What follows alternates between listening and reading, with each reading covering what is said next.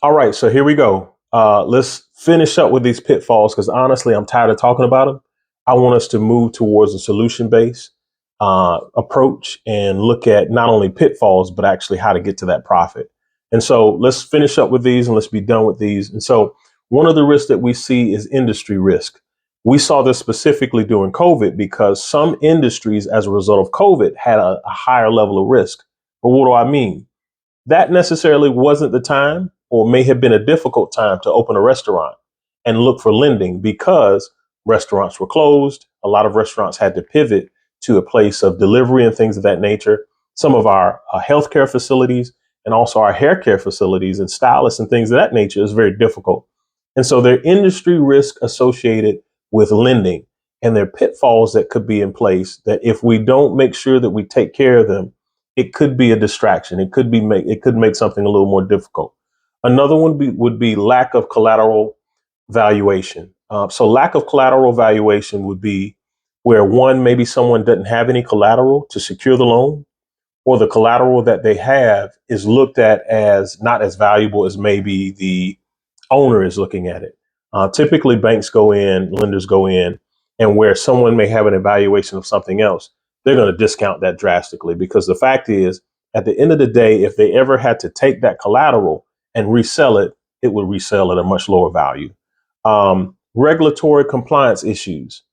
That can be a huge pitfall because lenders, banks are looking at, is this company in compliance with their regulatory rules? If it's also a great indicator to see that maybe the back end work is not being taken care of, if a business is not taking care of their compliance issues.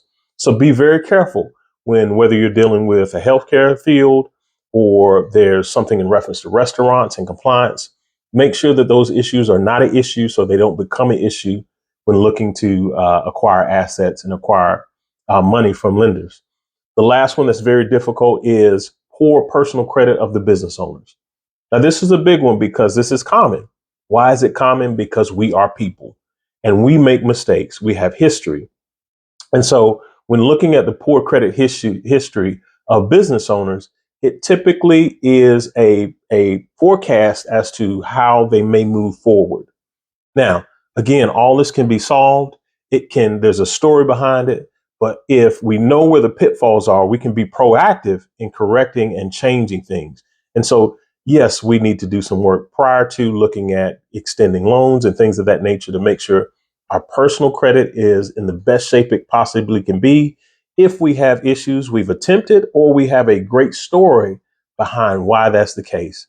And so here's some of the pitfalls. The reason why we go over the pitfalls is because you don't have to fall in them. You don't have to become a victim of pitfalls when you know where they are and how to overcome them.